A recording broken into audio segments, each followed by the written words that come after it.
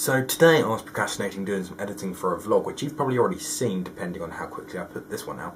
And I ended up on YouTube, one thing led to another, and I ended up watching one of Pogobat, which is Dan Brown, also known as the Rubik's Cube guy, also known as the guy that got me into vlogging. I ended up watching one of his videos, the one on the simulation hypothesis.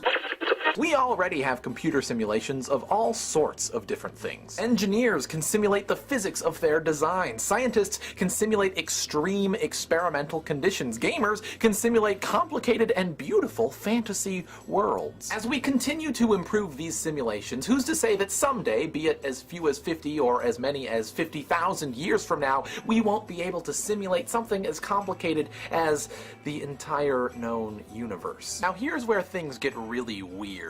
If it's ever going to be possible for us to create hyper-complicated simulations with beings inside who can think for themselves and have no idea that their reality isn't really real, then who's to say that we aren't already in one? My brain is melting.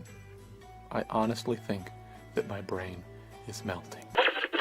The simulation hypothesis is very interesting, and like he said, it is quite brain melty. But the reason I wanted to talk about the simulation hypothesis is because I find human thought very interesting and almost impossible to recreate. I mean, for example, I can think something and I can perceive something, but you will never be able to perceive and think the same things that I will be able to, because we've never had the exact same shared experiences. And likewise, I will never be able to guess what somebody else was thinking because I've never had their experiences and don't know how those experiences would affect them, yada yada yada. This goes so far as even identical twins who have had exactly the same stuff happen to them could end up with two completely different dispositions.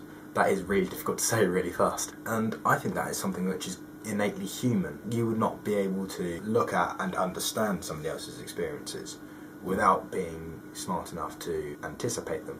But that's something that's really quite a human trait. It's like you can look at somebody, you can know their stories, you can empathise with their stories, you can see, you can get all the information about it, and you can understand on a basic level. Like, humans are empathic creatures, we're social creatures, which is why I live in a quite empty flat with nobody else with me. I'm so alone.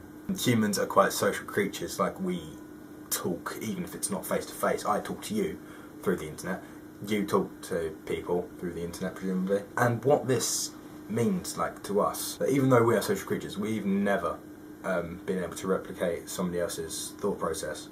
And I'm going to bring this back to the simulation hypothesis soon enough, I promise. We've never been able to reconstruct somebody else's thought process.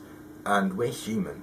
This is where I think the simulation hypothesis falls down a little bit, because of how difficult it is to simulate a human mind, even as a human, even with the innate understanding that comes with being human. Like, I understand the idea of taste, I understand why people enjoy it, I understand why people like different ones. Still can't fathom whether or not my concept of taste is exactly the same as somebody else's concept of taste.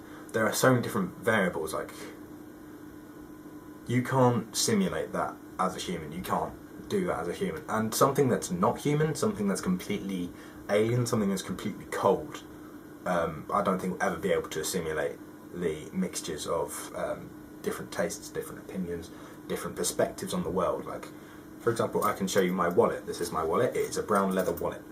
Like, we have both agreed that it's brown without understanding, unless of course you're colourblind, in which case it's grey, and I'm sorry. However, your brown, to me, might look like this. This is my mug. It's yellow. But I will never know whether your brown looks like this to me, if that makes sense. Your brown could be my yellow, my yellow could be your brown.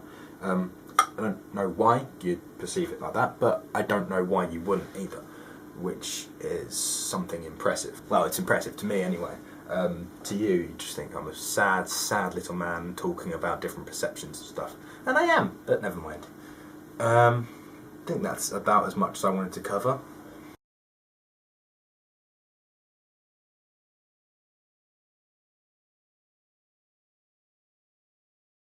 Completely different dispositions, completely different, see?